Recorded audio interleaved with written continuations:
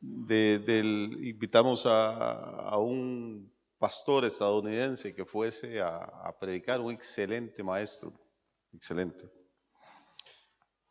Y luego uno de los, y obviamente no hablaba una palabra de castellano y había que traducirle.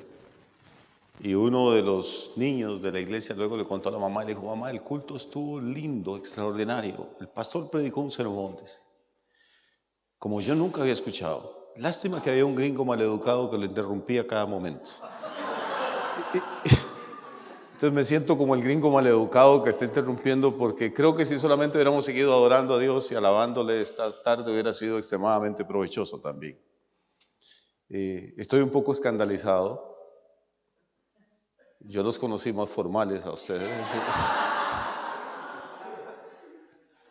Y bueno, nuestra iglesia es una iglesia también donde saltamos y gritamos y danzamos y lo hacemos con toda libertad. Pero qué bonito ver lo que el Señor está haciendo. No solo estamos creciendo en número, pero estamos creciendo también en nuestra libertad para expresar lo que sentimos. A veces tanto formalismo es como un corsé. Te ves muy guapo, pero no te deja respirar. Y qué bueno cuando tenemos esos tiempos y esos espacios para volver a ser niños, para deleitarnos en la presencia de Dios y descubrir qué tan feliz se puede ser sin necesidad de licor, ni de drogas, ni de ninguna otra cosa. Sino que, y aún a veces en medio de la tormenta y de los problemas, podemos derramar nuestra alma delante del Señor y gozarnos en Él. Y eso es una bendición espectacular. Muy bien. Hemos estado hablando de la necesidad de volver a asombrarnos en Dios. De este Dios que en realidad estamos apenas empezando a conocer. De este Dios que lo que conocemos de Él no es porque lo descubrimos, sino porque Él nos lo revela. Es imposible para el cerebro humano y para la capacidad humana relacionarnos con un Dios que pertenece a una dimensión completamente diferente. Pero este Dios quiere relacionarse con nosotros. Lo amamos a Él, pero porque Él nos amó primero. Yo he escuchado gente testificando que dice: hermano, yo estaba buscando a Dios. No sé dónde lo buscabas, hermano. ¿Cómo busca uno a Dios? En realidad yo no creo eso. Creo que Dios nos buscó a nosotros. Dios nos buscó a nosotros. Lo amamos porque Él nos amó. Todo lo que hacemos es una respuesta. El de la iniciativa siempre es Él. Abraham envía a su siervo para que le busque una esposa para Isaac. Y cuando Rebeca dice: yo iré, lo que está haciendo es reaccionando a la iniciativa del Padre. Cuando dijimos: yo quiero, yo acepto a Jesús, no fue que éramos personas muy inteligentes y muy espirituales, sino que estábamos reaccionando al amor de Dios, a una iniciativa divina. Cuando uno empieza a leer la Biblia, empieza con una palabra hebrea, y yo de hebreo no sé nada, pero siempre suena bien hablar de hebreo o griego. Y es una palabra que dice Bereshit, que es el nombre del libro de Génesis, realmente. Génesis es una palabra griega y está mal empleada para hablar de un libro que es hebreo, en realidad. Pero bueno, así nos vino. Pero en realidad la primera palabra y el nombre del primer libro de la Biblia es Bereshit, que quiere decir en el comienzo, en el inicio, al principio. Y empieza este primer versículo de la Biblia diciendo: en el principio creó Dios los cielos, en plural, y la tierra, en singular. Yo he sostenido durante muchos años que si nos quitaran toda la Biblia, absolutamente toda, y nos dejaran solamente este versículo, solo con este versículo se solucionarían montones de problemas en este planeta. Si la gente no creyeran en nada de la Biblia, pero creyeran solamente en Génesis 1:1, mira lo que pasaría así a la carrera, porque no es mi tema. Número uno, no tendríamos ateos. Porque dicen: en el principio creó Dios. Ahora, si hay creación y hay Dios, entonces no puedo ser ateo. Ateo es sin Dios. Segundo, no habría politeísmo. No habría gente que crea en muchos dioses. Porque no dicen: en el principio crearon los dioses, como en la mitología griega, o en la romana, o en la egipcia. Sino en el principio creó Dios en singular. Hay Dios y es uno. Recuerda, esa es la base del credo judío. Shema Israel, Señor tu Dios, el Señor uno es. O sea, hay Dios y es uno. Entonces no podría haber ateos, no podría haber politeístas, no podría haber materialistas que dicen que la materia es eterna porque tuvo un principio. En el principio Dios la creó. No podría haber panteístas que creen que toda la materia es Dios, porque aquí hay una división muy clara: Dios existe antes que la materia, que el universo que Él crea. Mira, que solo un versículo, si nos dedicamos a esto, podríamos sacarle el zumo toda la tarde, hermano. Pero repito, este no es mi punto. Dejamos el Antiguo Testamento, nos vamos al cuarto evangelio, y no me crean, ahí está.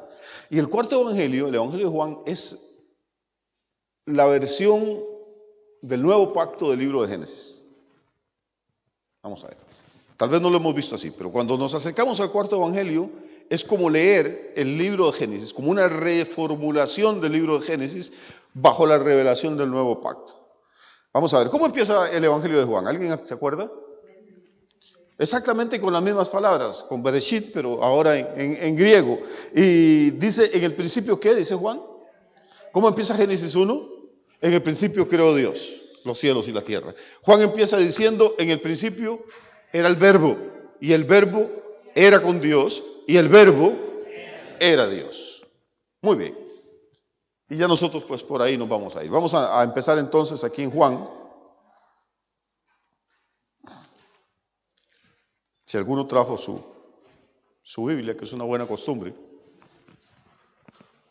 ¿La tienen? En el principio era el verbo, y el verbo era con Dios, y el verbo era Dios. Este era en el principio con Dios. Todas las cosas por Él fueron hechas, y sin Él nada de lo que ha sido hecho fue hecho. Yo estoy insistiendo en estos días con ustedes, hermano. Vea cómo la Biblia machaca una y otra vez el tema de la creación. De que nuestra proclamación del Evangelio, nuestra predicación, nuestra alabanza, nuestra adoración en la iglesia está centrada en la salvación. Pero no puede haber salvación si no hay creación. Tenemos que entender primero, para poder adorar a Dios y para acercarnos a Él, tenemos que entender a quién nos estamos acercando. Y la revelación más clara que tenemos del poder de Dios es la creación. Pablo dice en Romanos que su eterno poder y su deidad se hacen manifiestos, las cosas invisibles de Dios se hacen manifiestas, se revelan por medio de ¿qué? De las cosas hechas. Y aquí Juan está hablando de esas cosas hechas. Dice, versículo 3, todas las cosas por Él fueron hechas, y sin Él nada de lo que ha sido hecho fue hecho. Para mí, entre más avanza la ciencia, yo más me deleito. Y más, no creo hasta la fecha que haya un descubrimiento científico que haya hecho tambalear mi fe. Entre más descubren los científicos, más me fortalecen lo que yo he creído. Es un Dios inimaginable, es un universo inimaginable. Ahora, a nosotros nos dijeron cuando estábamos en la secundaria, cuando fui a la universidad, la teoría de moda era que el universo había empezado con una gran explosión, el Big Bang. ¿Se recuerdan? ¿Quién no oyó hablar del Big Bang?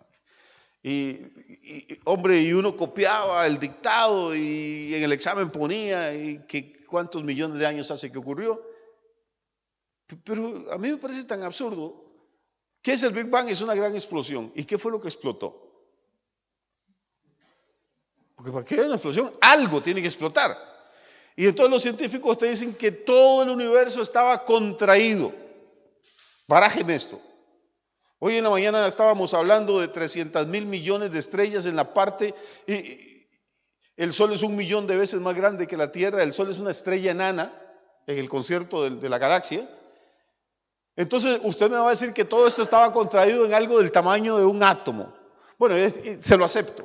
¿Y de dónde salió ese átomo que explotó? O sea, es que la ciencia no tiene ninguna explicación. No tiene ninguna. Algo tenía que existir. Algo empezó a existir en algún momento. Ellos no pueden explicar cómo empezó la materia. Nosotros no podemos explicar cómo empezó Dios. El choque que hay no es entre la ciencia y la fe. El choque que hay es entre dos tipos de fe diferentes. La fe de los científicos y la fe de los creyentes.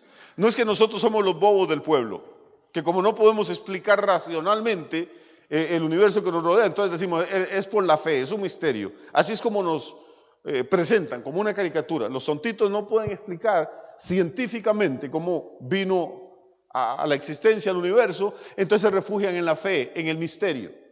Los científicos hacen exactamente lo mismo, nada más que no le dicen fe ni misterio, dicen que es una singularidad. Bueno, nosotros adoramos la singularidad. Le cantamos a la singularidad y nos salvó la singularidad. Es otro nombre para decir Dios, nada más que les da pena decirlo y a nosotros no. Génesis lo dice claramente, dice, en el principio creó Dios los cielos y la tierra. ¿De dónde salió Dios? No tengo la menor idea y no me pregunte. Y si le va a preguntar a un científico, tampoco tiene la menor idea de dónde salió el universo y le va a inventar teorías. Punto. Que nadie puede comprobar. Fácil. Los científicos tienen que explicar muchas cosas. Número uno, ¿de dónde sale el universo? ¿De dónde sale la materia? Que ya eso de por sí es complicadito. Y luego, una vez que la materia existe, ¿cómo nace la vida? Porque una cosa es que existan soles y estrellas explotando y planetas girando y asteroides y lunas y satélites. Pero la otra, la vida es un milagro completamente diferente. ¿De dónde en ese universo muerto y ardiente y hostil, de dónde nace la vida? Entonces te empiezan a contar un cuento. Oparin, un ruso, contaba que esto era un caldo de cultivo y que las erupciones de los volcanes y los rayos ultravioletas y la primera célula y los protozoos y los animalitos y los trilobites, y te echa un cuento, hermano, y la gente queda con la boca abierta y dice, pero ¿cómo sabe este señor? Pues no sabe nada. Nadie ha podido crear nunca ni siquiera una célula, una. Y el cuerpo de nosotros tiene miles de millones de células. Tenemos tantas células como estrellas hay en esta galaxia. Y cada célula de nuestro cuerpo es una fábrica que funciona 24 horas al día, una fábrica increíblemente sofisticada, con membranas, con filtros, dividida. Es una cosa espectacular la vida, espectacular. ¿Cómo no nos maravillamos ante la vida? Un día compartía con los muchachos de nuestra congregación y yo les decía, mira, si en este planeta solo hubiese una flor, una, la gente haría excursiones para ir a conocerla. La flor más sencilla que te puedas imaginar, la más humilde, es una maravilla. ¿Cómo nace eso? ¿Cómo crece? Los colores que tiene. Y tras de que tiene unos colores espectaculares, tiene aroma. Y tiene cosas que ni siquiera están hechas para nosotros. Tiene pistas de aterrizaje. Cuando empezaron a estudiar las flores, descubrieron que en los pétalos hay una especie de rayitas que solo pueden ser vistas con luz ultravioleta o infrarroja y que nuestros ojos no captan, pero las abejas y los insectos y algunas aves como los colibríes la captan y que los dirigen exactamente hacia donde está el polen y donde está el alimento. Es como las líneas de luces en un aeropuerto cuando vas aterrizando, cómo van guiando al avión. Una flor. Pero como tenemos miles de millones de flores por todas partes, nadie ni siquiera se detiene a verlas. Repito, hemos perdido la capacidad de asombrarnos. Y como hemos perdido la capacidad de asombrarnos, entonces perdemos la capacidad de adorar al Creador. Y lo que yo siento que Dios quiere que como iglesia empecemos a recuperar esta capacidad de ver la mano del Creador en las cosas más sencillas, en las cosas más pequeñas. Yo tengo 5 nietos. Una de las cosas que más me encanta, amo los niños. Una de las cosas que más me encanta, no solo verlos crecer, es ver cómo se les desarrolla el cerebro. Es la rapidez con la que aprenden. Cómo un niño aprende a hablar, a coordinar, aprende gramática. Trata de aprender alemán para que veas. Que si el verbo es en pasado, que si el tenso, que si el futuro, que la pronunciación, que uno siente que se vomita donde se le arregle. Y los niños alemanes tan inteligentes nacen y 2 años después están hablando alemán sin hacer ningún curso, hermano. Como decía un hermano en Costa Rica, que los gringos son inteligentes. Mira aquí, tan pequeñito como habla inglés. ¿Cómo el cerebro arma todas estas piezas, hermano? Con solo mirar la televisión, con solo escuchar a los padres. Y aprenden gramática, aprenden todo sin que sepan ni siquiera qué significa gramática. Dicen los pedagogos y los psicólogos que a los 7 años de edad una persona ha aprendido ya el 70% de lo que va a aprender durante toda la vida. Y si es niña todavía tiene más ventaja porque aprenden a hablar antes que nosotros. Y no se callan. Nunca. Dicen que cuando el Señor resucitó no se le apareció ni a Pedro ni a Juan, se le apareció a 2 mujeres para que el mundo lo supiera lo más rápido posible. Bueno, esos son chistes sexistas y eso es políticamente incorrecto ahora. Pero lo que quiero decir es que entonces no solo tenemos la materia, tenemos la vida. Y la vida es una maravilla. Pero la vida la tienen las flores, la tienen las plantas, la tienen los pájaros. Pero hay algo más en este universo, hay inteligencia. Y la inteligencia ya es harina de otro costal. No hay ningún pájaro que se sienta a reflexionar, hermano, sobre de dónde vengo y a dónde voy y quién soy. Nunca ves una gallina preocupada por el futuro. Pero los seres humanos tenemos esta capacidad de cuestionarnos, de preguntar, de reflexionarnos. Entonces Dios crea un universo, en el principio creó Dios los cielos y la tierra, pone vida en este universo y pone inteligencia en esta vida. Y luego pone algo más, pone su espíritu dentro de nosotros. Somos los únicos seres capaces de adorar. Puedes enseñarle a un mono a pintar. Hay monos que pintan casi tan bien como Picasso. Hacen unas manchas extraordinarias con pintura. Pero no lo puedes poner a adorar, no puede relacionarse con Dios. Entonces el ser humano, repito, es una cosa impresionante. El menos talentoso de nosotros, el más feo, lo que quieras. Aún así somos una maravilla. En el principio crea Dios los cielos y la tierra. Y luego viene Juan y nos dice que en el principio era el verbo. Arranca exactamente donde arranca Génesis y dice en el versículo 4 que este verbo creador, en él estaba la vida, ese fenómeno del que estamos hablando, y esa vida era la luz de los hombres. La luz en las tinieblas resplandece y las tinieblas no prevalecieron contra ella. Mira, Juan nos toma en 5 versículos y nos remonta al inicio del universo. ¿Cuánto fue eso? No sé, 13.000 millones de años, dicen algunos científicos, 15.000 millones, 18.000 millones, ya millón más, millón menos, no importa. Nos agarra y nos saca de la butaca donde estamos sentados o de la silla y de pronto Juan nos teletransporta a un lugar a miles de millones de años en el pasado. Nos mete en los misterios de la creación, en los misterios del verbo creador. Pero note lo interesante, note el versículo que sigue, que es el 6. ¿Qué dice el versículo 6? Dice un hombre enviado de Dios llamado Juan. No sé si es cuando usted lee la Biblia, usted se para a pensar en estas cosas. Pero ¿cómo es esto? Este tipo me agarra a mí y empieza a hablarme del universo y de la creación y que el verbo estaba con Dios y que el verbo era Dios. Y de pronto, cuando ya me tiene volando, me quita las alas y me hace aterrizar de un sopapo y empieza a hablarme de un señor que yo no conozco que llamaba Juan. ¿No le parece extraño? Porque por lo menos Génesis lo hace como con más parsimonia. Dios crea los cielos y la tierra está sobre la nave vacía, y el espíritu, y el día 1 hago esto, y el 2 hago esto, y finalmente aparece Adán. Pero este señor arranca con que el verbo crea todo, me tiene por allá encumbrado, y de pronto me tumba al suelo, y me dice, hubo un hombre enviado de Dios llamado Juan. ¿Quién es este Juan que es tan importante como para que el evangelista haga este salto de miles de millones de años y se olvide de las estrellas y los sistemas solares y de Adán y de Abraham y de Moisés y de todos los seres humanos y arranca su cuento contándonos de Juan? Este Juan no es el mismo que escribe el Evangelio. Aquí está hablando de Juan el Bautista, que no era bautista como ustedes creen. Y el bautista no, porque bautizaba, ¿no? Pero no porque tenía una denominación. Que una vez el predicador estaba contando cuando Juan fundó la primera iglesia bautista en Jerusalén, decía. No, eso no es así, este es otro señor.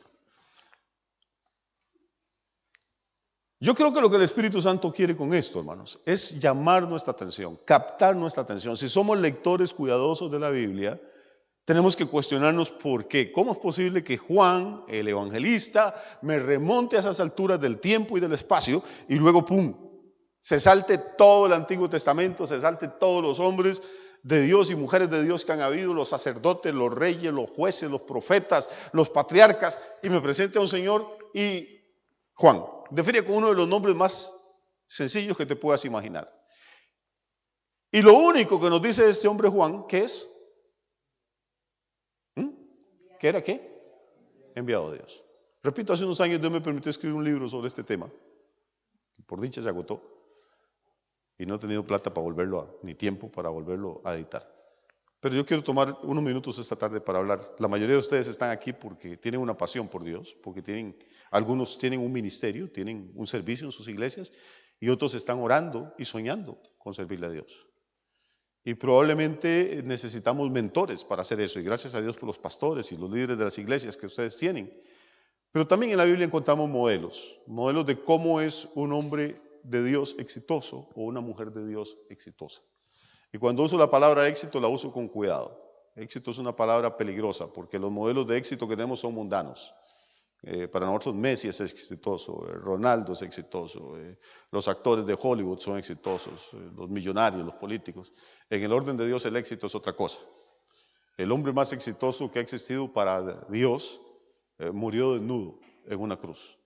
Murió una muerte de criminales. Una muerte que nadie quería ni para su peor enemigo. Y sin embargo, para Dios ese es el hombre más exitoso, porque murió haciendo la perfecta voluntad de Él, porque murió en santidad, porque murió en obediencia.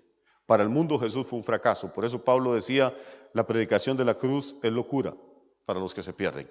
No predicamos a un César, no predicamos a un emperador, no predicamos a Napoleón Bonaparte, predicamos a Cristo y a este crucificado.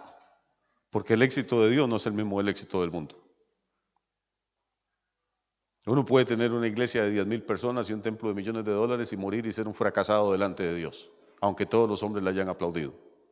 Y puedes servirle a Dios con una congregación de 10 personas debajo de un árbol y morirte y oír que Dios te dice, ven, buen siervo y fiel, entra en el gozo de tu Señor. Cuando entramos al reino de Dios, al orden de Dios, tenemos que tener mucho cuidado y cuando soñamos con que la iglesia crezca y que la gente se convierta, tenemos que tener cuidado con nuestra motivación. Porque el corazón es engañoso, más que todas las cosas. No sé si me explico. No hay nada malo en orar para que la iglesia crezca y para que multitudes se conviertan. Pero tenemos que tener cuidado que no sea nuestro corazón que nos esté traicionando, que no sea nuestro ego para poder decir yo soy el pastor de la iglesia más grande, o mi iglesia es la que tiene más ingresos de todas las demás, o me invitan a todas las conferencias y todas las cosas. Hay que tener mucho cuidado con esto. ¿Qué entendemos por éxito? Si queremos ser obreros y obreras exitosos, entonces yo voy a proponerles rápidamente, yo sé que muchos conocen estos principios, pero les voy a proponer a Juan el Bautista. La primera cosa que nos dice el Espíritu Santo acerca de Juan, no dice que era un hombre talentoso, no dice que era elocuente, no dice que era guapo. ¿Qué es lo primero que tiene Juan? ¿Es un hombre qué? ¿Qué?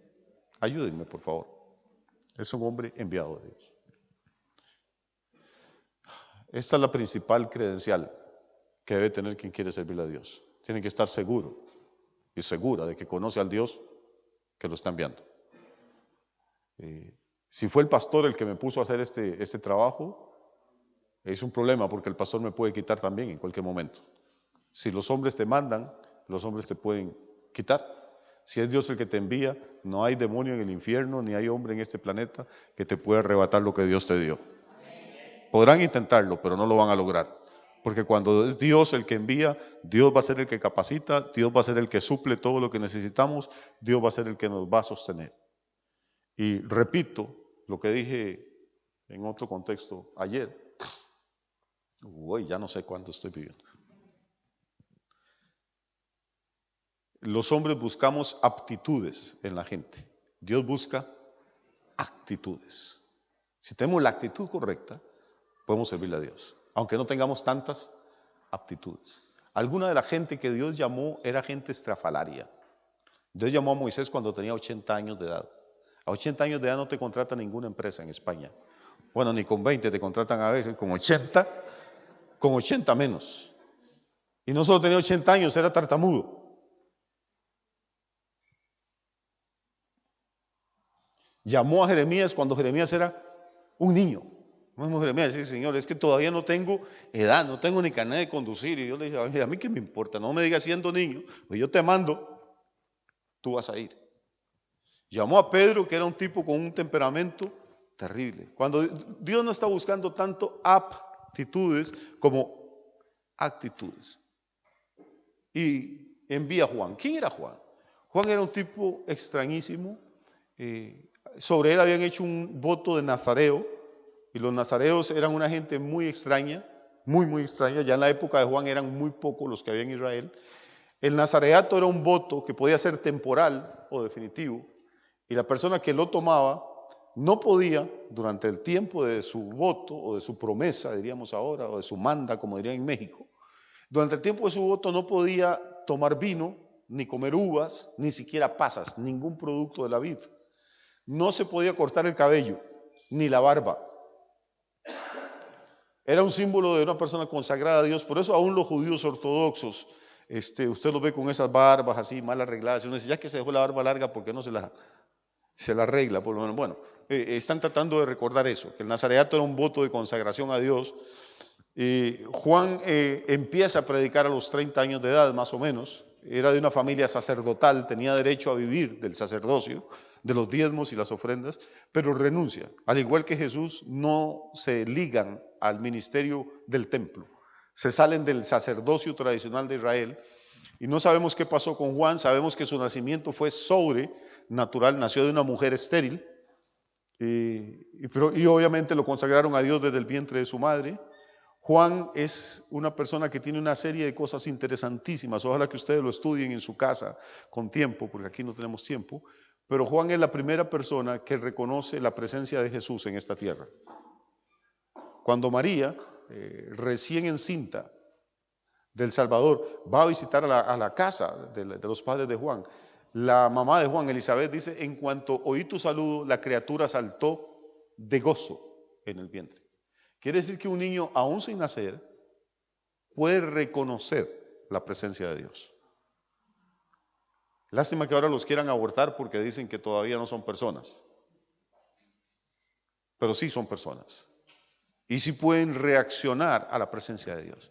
Pues es importante para ustedes que son casados y casadas, aún desde que el hijo está en el vientre de la madre, debemos de orar por él, debemos de bendecirlo, debemos de bendecirla, debemos darle gracias a Dios, debemos consagrarlo a Dios.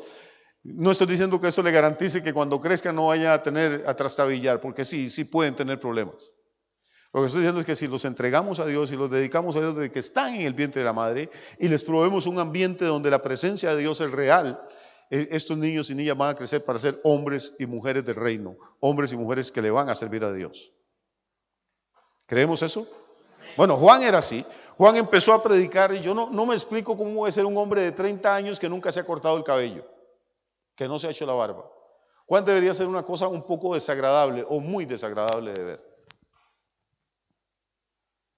A Juan no lo hubiera contratado como pastor ninguna iglesia en este planeta.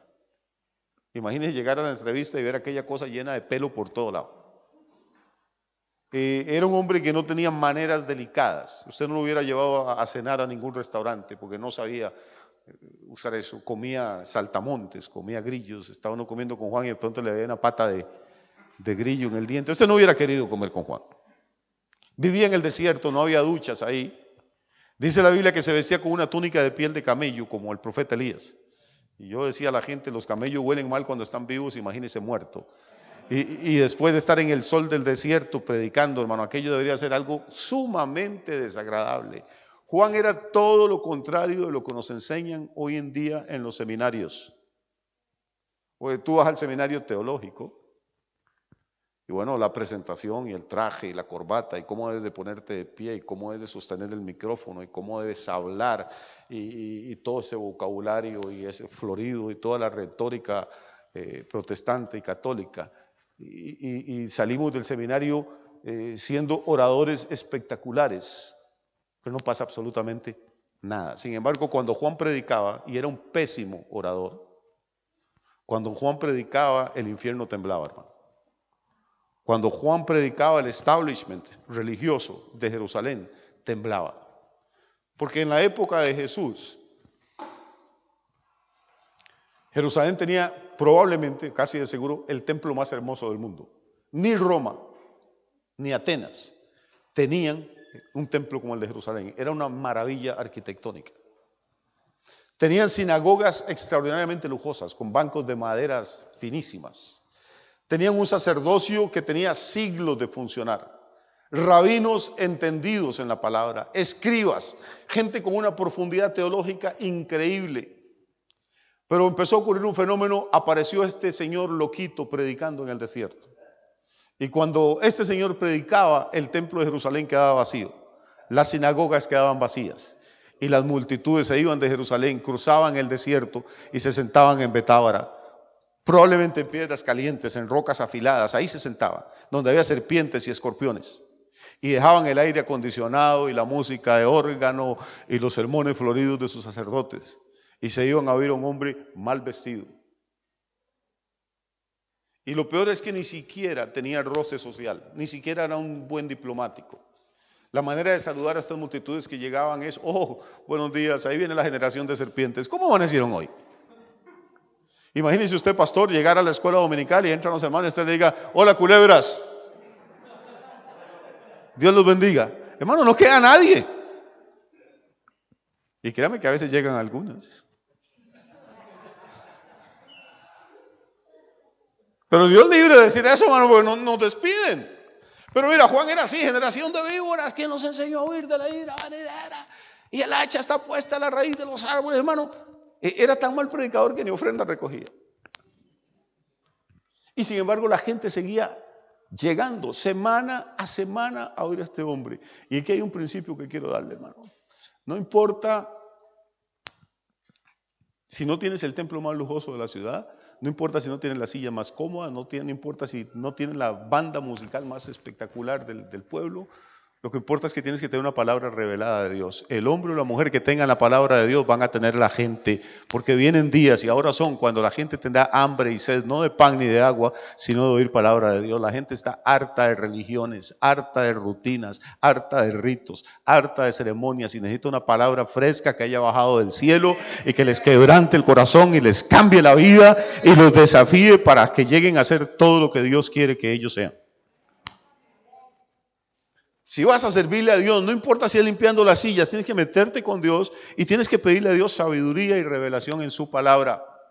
Y créeme que nosotros en las iglesias oramos por todo, oramos por sanidad, oramos por la salvación de los chinitos y de los africanos y de todo el mundo. Y todo eso está bien. Oramos por un esposo, por una novia. Pero yo creo que la oración que más le agrada a Dios es el hombre o la mujer que le piden sabiduría, que le piden revelación. Pablo dice: yo oro sin cesar por ustedes, para que Dios les dé espíritu de sabiduría y de revelación en el conocimiento de Él. Dice Pablo: oro sin cesar. O sea que Pablo no dice oro para que Dios les dé dinero, no dice oro para que Dios les dé esposas y esposos a todos, y ojalá se las dé. Pero ese no es el punto. La prioridad es espíritu de sabiduría y de revelación.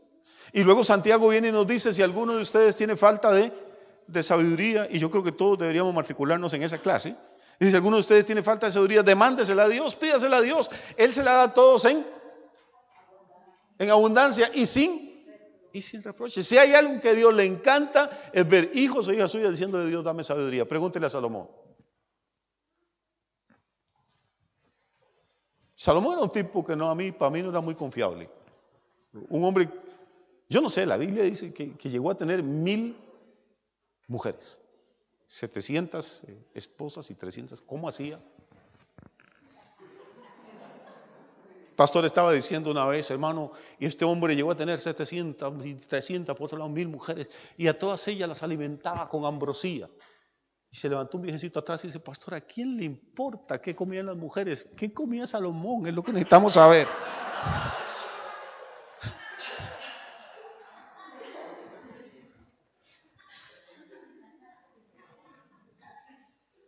Después se los explico para los que no lo entendieran. Pero el tema va por aquí, hermano. Este llega a ser un potentado, llega a tener un imperio.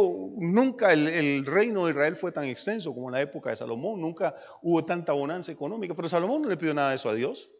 Si ustedes recuerdan, la historia empieza porque Dios se le parece y le dice: pídeme lo que quieras.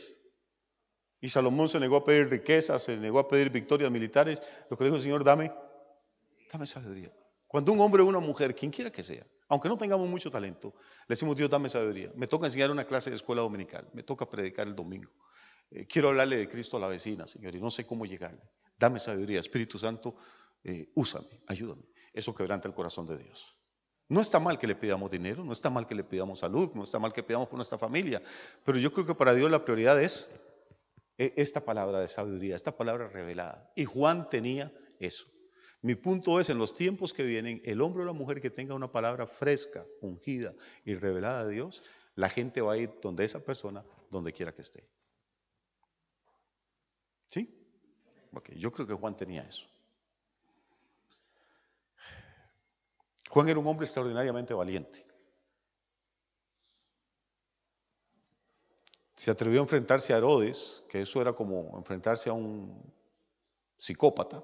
Herodes es un tipo que pasó a la historia por matar empezó por matar casi a toda su familia, mano, de esposa, hijos, al que le hacía el mala cara lo mataba. Esto es simplemente historia, no es cuento. Puedes entrar y buscar cualquier estudio histórico sobre la familia Herodes y te vas a dar cuenta de una familia sumamente problemática. Esta gente estaban endemoniadas. Y Juan se atreve a enfrentar a este hombre, a denunciar su pecado. O sea, no tenía un evangelio light. No era... Es que hay dos formas de tener gente. Una es predicando el evangelio fácil. ¿Cuál es el evangelio fácil? Venga, levante la mano, acepte a Cristo, el Señor le va a perdonar sus pecados, el Señor lo va a sanar, el Señor lo va a prosperar, el Señor esto y el Señor lo otro. Es un evangelio de oferta. Y algunos predicadores compiten a ver cuál ofrece más que el otro, ¿no? Bueno, allá ofrecen salvación y sanidad y prosperidad, pero nosotros ofrecemos salvación, sanidad, prosperidad y el esposo se le va a volver guapo. Y entonces se le va la gente para y el otro se levanta y ofrece más cosas. Y en esa competencia, hermano, eso dura un tiempo, hasta que la gente se da cuenta y choca de narices contra la realidad. Y la realidad es que mientras estemos en el mundo hay aflicción. Y lo que vamos a tener no es un seguro contra la aflicción. Lo que vamos a tener es la seguridad que en medio de la aflicción, aunque estemos en el valle de sombra de muerte, Él va a estar con nosotros. Eso es lo que tenemos que predicar. Tenemos que decirle la verdad a la gente.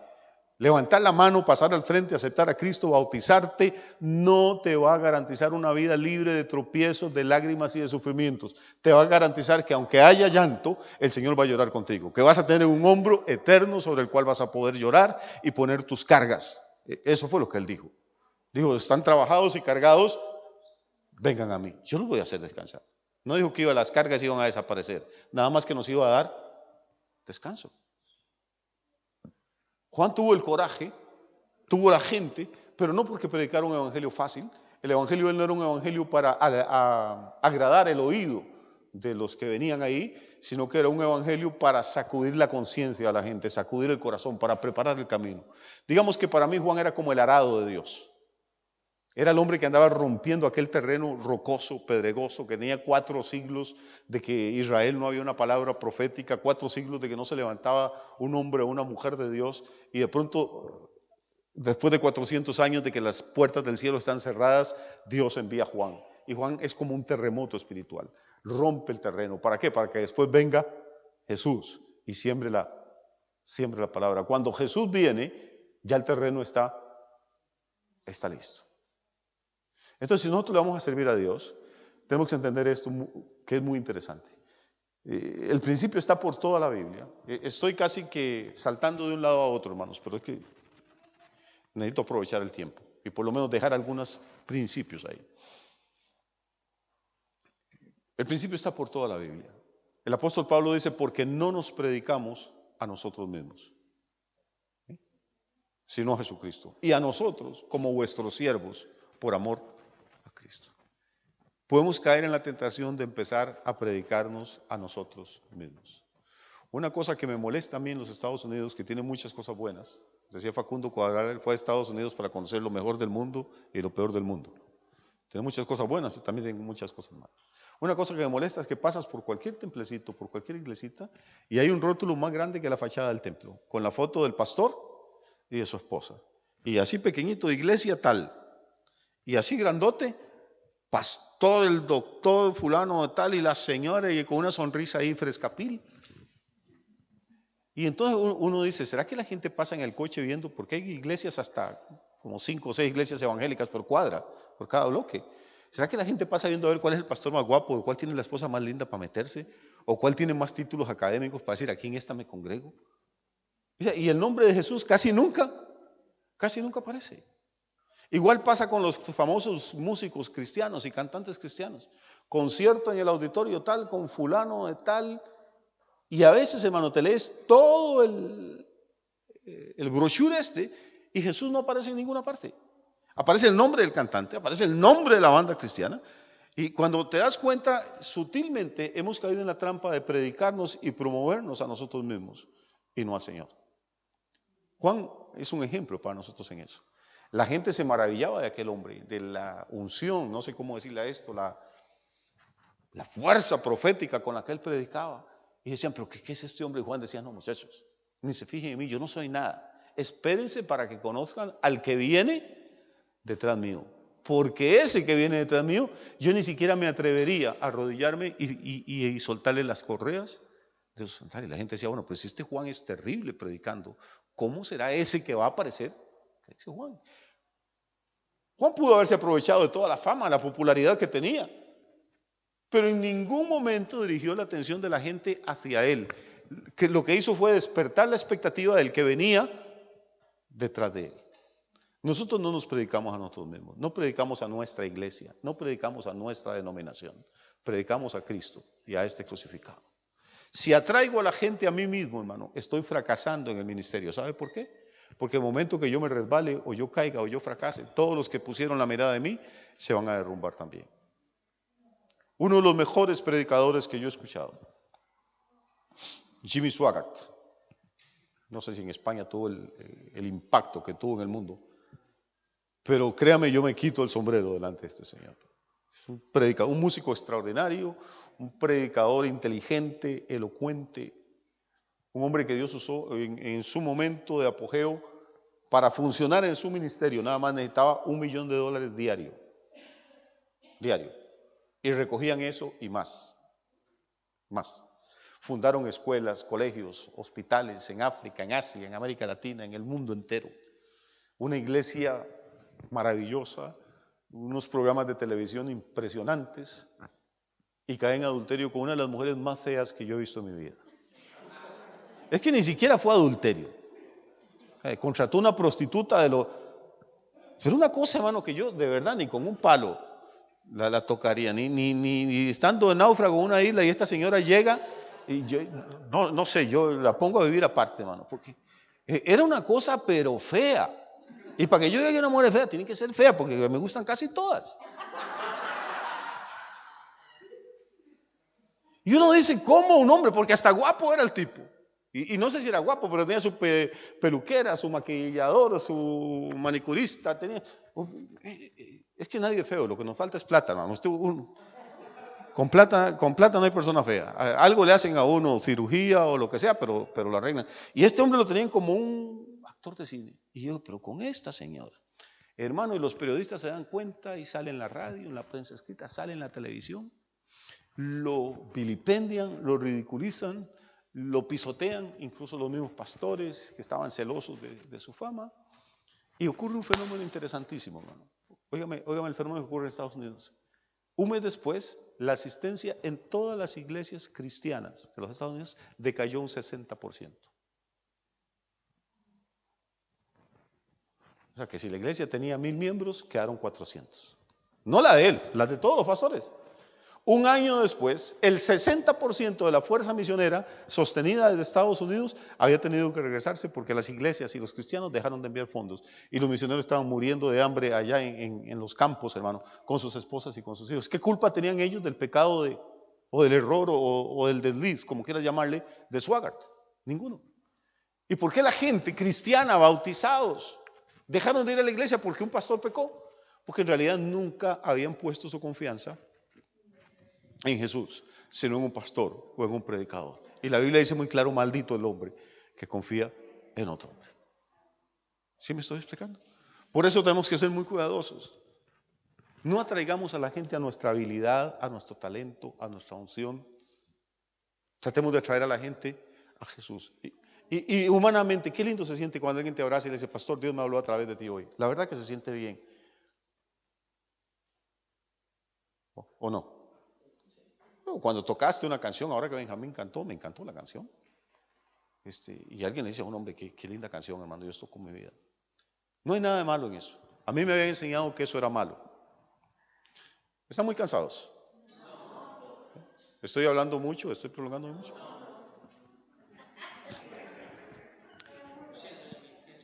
No, yo sigo, yo no tengo problema. Voy a salirme del tema, si es que tenía alguno, para explicarles algo más. Cuando uno le sirve a Dios, no puede tener la piel muy delicada. Esto no es para todo el mundo.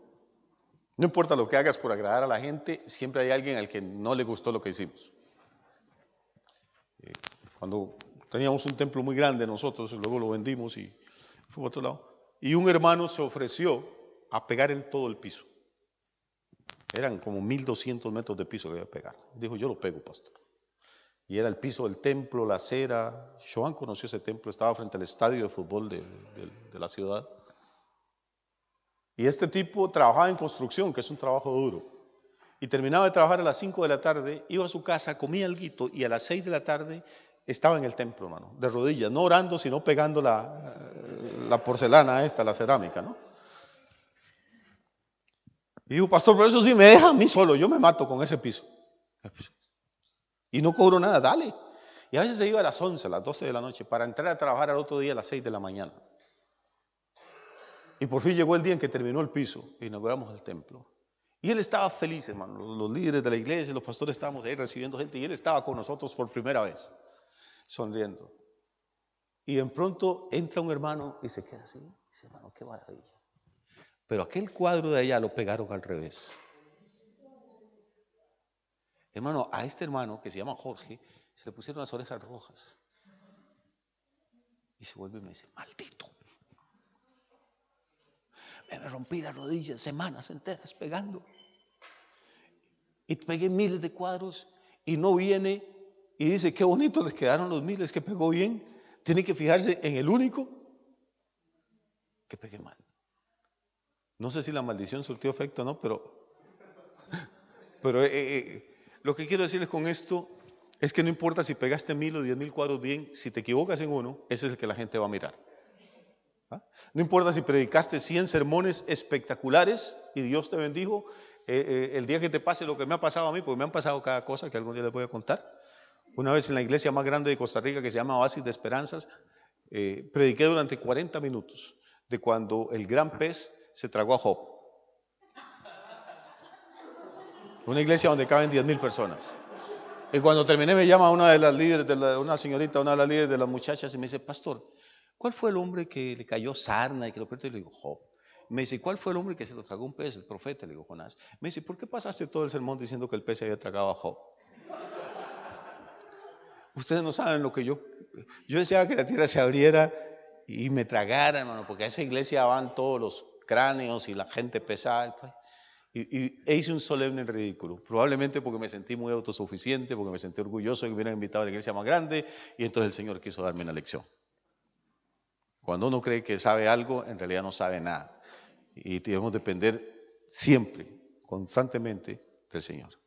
Voy a contarles otra nada más para distraernos un poco y luego volvemos. Esto fue muchos años antes.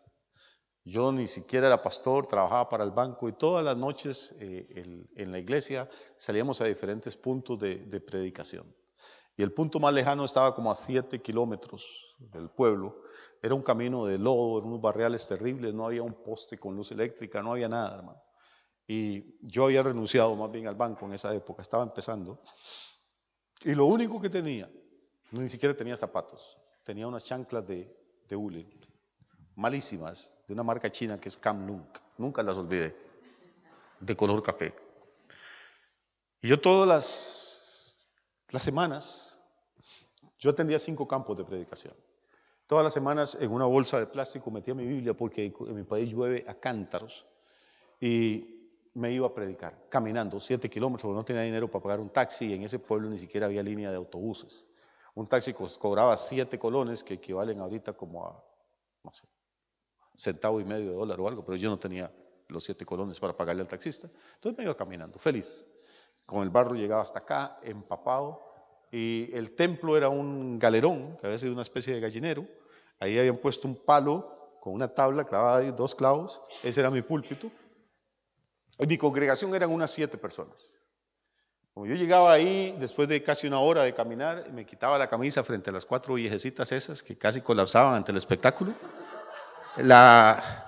la retorcía bien, le hacía así, me la volvió a poner empapada y así empezaba a predicar. Pero hermano, yo oraba, ayunaba, clamaba a Dios por cada culto de esos. Les decía, hermanos, por favor, traigan visitas. El propósito de esto es que la gente conozca a Cristo. Ya ustedes le conocen. Mire, casi año y 2 meses o año y 3 meses, hermano. Y nunca le dio la gana llevar una visita. Llegó un momento en que yo me desmotivé y dije, Dios, estoy perdiendo el tiempo con este montón de cabezones. El esfuerzo que yo hago para venir acá. Para ellos no es nada porque viven acá cerca, pero yo. Bueno, y los ancianos de la iglesia se reunieron, porque las sandalias se me reventaron, las chanclas estas. Se reunieron para ver si la iglesia me compraba un par de zapatos. Y tomaron la decisión de comprármelo, el cuerpo de diáconos, pero el pastor se opuso porque dijo que luego yo me malacostumbraba a que me mantuvieran. Y entonces una diaconisa o alguien me regaló una gasilla, no sé cómo le llaman ustedes, imperdible, una gasilla, ¿ok? Y con eso logré enganchar las 2 tiritas de hule de la chancla para poder seguir predicando. Era una situación como de caricatura, pero así era. Y finalmente llegó un momento en que dejé de orar, dejé de ayunar, y digo, no, pues de por sí esos viejos ni entienden lo que estoy predicando. Hacía, me abría la Biblia donde saliera y arrancaba, hermano. Un martes llego, me quito la camisa, la retuerzo, la sacudo, me la pongo y frena un automóvil. Un automóvil, ahí en el galerón este. ¿Qué es esto? Y se bajan 3 mujeres, pero 3 mujeres. Yo sentí como una visitación angélica. No, es increíblemente bien vestida, con zapatos de tacón de aguja, hermano, cargadas de joyas. Olían a plata a 1 milla de distancia. ¿Y qué están haciendo en este gallinero? Y se sientan, lo peor es que se sientan en una banca. Y entro yo en un estado de nervios. Porque por primera vez en año y 2 meses me llegan 3 visitas. Y ahora sí, Dios, ¿qué predico? Porque ni había orado ni sabía de qué iba a hablar. Y entonces recurro a lo que recurrimos los predicadores. Y digo, hermano, vamos a cerrar los ojos y vamos a orar todos al Señor para echarle la palabra. Y todos cierran los ojos, los 7 viejillos. Y mientras cierran los ojos, yo estoy con la Biblia pasando a ver qué sale ahí, si tengo algún texto subrayado o tengo algo. Y nada, hermano, de Génesis, Apocalipsis, nada. Hermano, vamos a clamar otra vez. Y ya la gente empieza a ponerse impaciente. Yo digo, Dios, ¿qué hago? Dame una palabra, ¿viste? Y ya no les digo que oren ellos y me agarro yo de la tabla esta y empiezo a orar en silencio. Digo, Dios mío, dame una palabra. Y siento en mi culpa, no creo que haya sido el Espíritu Santo, pero yo en ese momento sentí que era el Espíritu Santo que me decía, oye, estas 3 mujeres nunca han entrado a una iglesia cristiana y esta puede ser la única vez que hayan venido y ¿qué les vas a dar? Ay, hermano, cuando yo sentí eso, y si se van sin salvación, la culpa va a ser tuya. Ay, Cristo, y yo empiezo a orar, según yo en voz baja, pero ya yo estaba orando a grito pelado. Y yo no soy muy llorón, hermano, estaba llorando. Y finalmente solté la tabla y me arrodillé ahí a pedirle perdón a Dios. Y dicen después, esta parte yo no la recuerdo, que yo decía, Dios, si estas señoras se van a perder por culpa mía, mátame. Pero que no se pierdan. Las señoras nunca habían ido a un culto y no sabían si Dios mataba gente en los cultos o no. La cosa es que pasaron al frente y me ponían las manos encima y dicen, repito, yo no me acuerdo muy bien, dicen a los hermanitos que estuvieron ahí que ellas decían, no, Dios, no lo mate, no lo mate.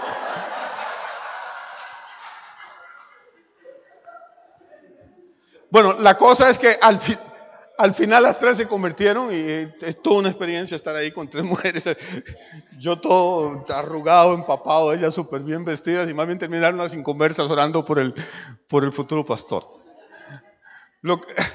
Lo que le digo es que uno a veces presume de que es que yo sé cómo hacer las cosas o que el grupo es demasiado pequeño o que esta persona no tiene...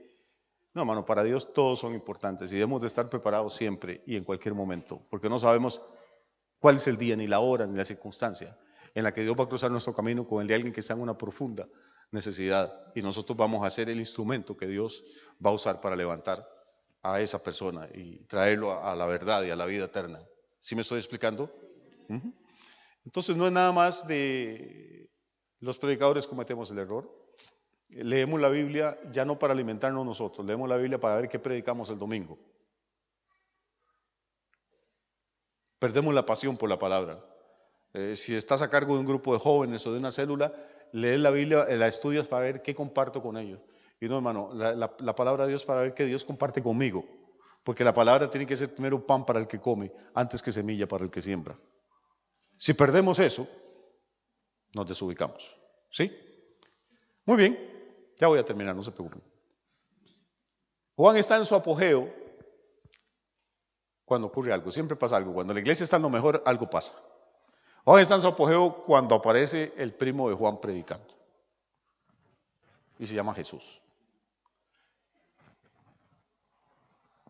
Y Juan predicaba un poquito feo, Jesús era un maestro espectacular. Juan nunca enseñó ninguna parábola, Jesús enseñó unas que todavía nos dejan con la boca abierta. Juan nunca hizo ningún milagro. Juan no sanó a nadie, pero ni de una gripa. Jesús resucitaba muertos. Hombre, y de pronto la congregación de Juan empieza como a diluirse y la gente se empieza a ir y a ir y a ir y se pasan para el grupo de Jesús. Y algunos amigos de Juan, discípulos fieles, le dicen: Juan, aquí estamos en problemas. Este tipo apareció ahí predicando y ahora la gente se nos está yendo. ¿Qué hacemos, Juan? ¿Inventamos alguna historia, un chisme o algo para...? Y Juan dice una cosa espectacular.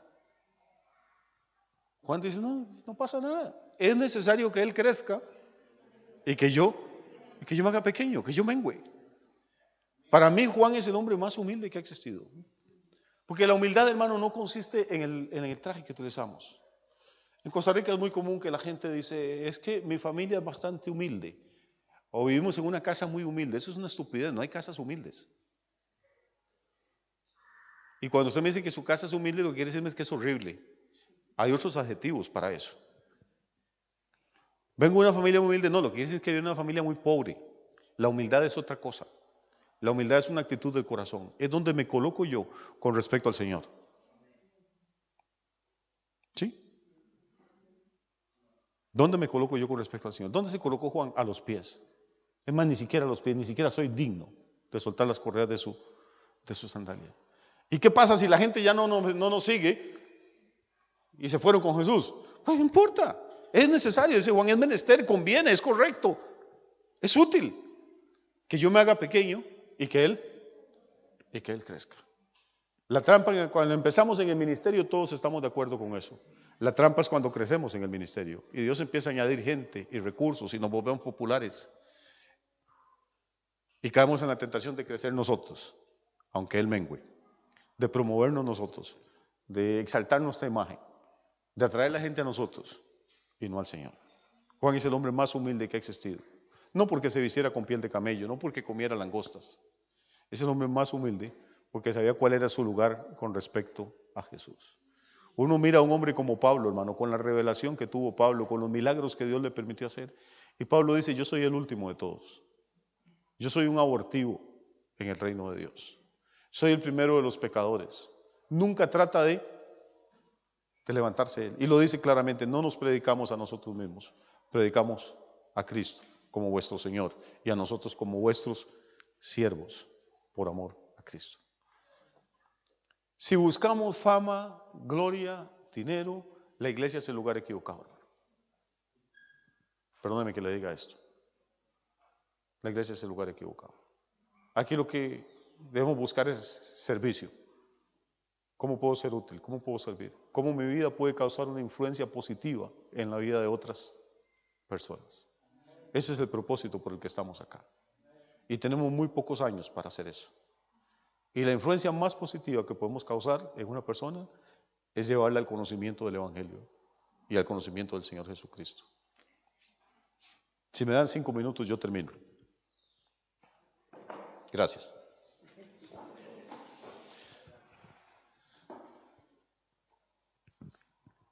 Dice, no me quiero meter en temas de escatología ni nada de esas cosas, pero dice la Escritura: bienaventurados de ahora en adelante los que mueren en el Señor. Sí, dice el Espíritu, porque ellos descansarán de sus trabajos. O sea que aunque estaban en el Señor, hay trabajos, hay lucha. Es uno de los problemas que tengo con la Virgen María. Los católicos creen que María está en el cielo trabajando día y noche, contestando rosarios y oraciones. No, María murió en el Señor. Era una sierva de Dios. Y está descansando de sus trabajos. Trabajó aquí en la tierra, sufrió aquí en la tierra. Se le partió el corazón de ver a Jesús agonizando en la cruz. Pero ahora está en el gozo de su Señor. Está disfrutando. No está haciendo recados ni mandados para nadie. No es la mensajera ni la empleada de nadie. Los que mueren en el Señor descansan de sus trabajos. Lo interesante es esto. Pero la Biblia dice, pero sus obras con ellos siguen. Uno no sabe lo que ocurre. Si solamente ganamos un alma, no sabemos el impacto que eso puede tener. Uno se muere y dicen, ese hermanito, mira, toda su vida ahí en la iglesia, lo único que hizo fue ganar un alma. Y qué sé yo, si esa persona que gané para Cristo va a ser el evangelista más grande de esta generación. Qué sé yo si va a ser la persona que Dios use para descubrir la cura del cáncer. Qué sé yo si va a ser la persona que Dios use. Nunca sabemos lo que va a ocurrir con la gente a la que ministramos y a la que bendecimos. Ese es el privilegio de esto. Hace poco murió Billy Graham, el evangelista más famoso de nuestra generación. Y a él lo ganó para Cristo un evangelista itinerante que andaba con su tiendita ahí, un caballo y un carretón de pueblo en pueblo, armaba su tienda, visitaba casas y predicaba. Y cuando llegó al pueblo Billy Graham, toda la semana de campaña y solo una persona se le convirtió. Un muchacho alto y feo, tímido. El evangelista siguió su camino y nunca se enteró de lo que había pasado con ese hombre. El evangelista murió y descansó de sus trabajos. Pero cuando llegue la hora de la recompensa en el cielo, de todos los millones de almas que Billy Graham ganó, él va a tener su recompensa también, porque él fue el que puso esa semilla. Así es que tal vez no vamos a ser grandes según el mundo, quizá no vamos a salir en cadenas nacionales de televisión, quizá no vamos a manejar cuentas bancarias con millones de euros, pero si somos fieles en lo poco que Dios nos tiene haciendo, vamos a entrar en el gozo del Señor, vamos a descansar de nuestros trabajos y nuestras obras van a seguir con nosotros. Y todo el Señor sabrá en aquel día, en la hora de entregar los galardones y las recompensas, qué fue lo que realmente nos permitió hacer por su misericordia. Mañana seguiremos un poquito con Juan, si les parece, hablando otras cosas de él y ver cómo aplicamos algo de eso a nuestra vida de iglesia, a nuestra vida como discípulos del Señor. Gracias por su paciencia, que Dios les bendiga muchísimo. Joan.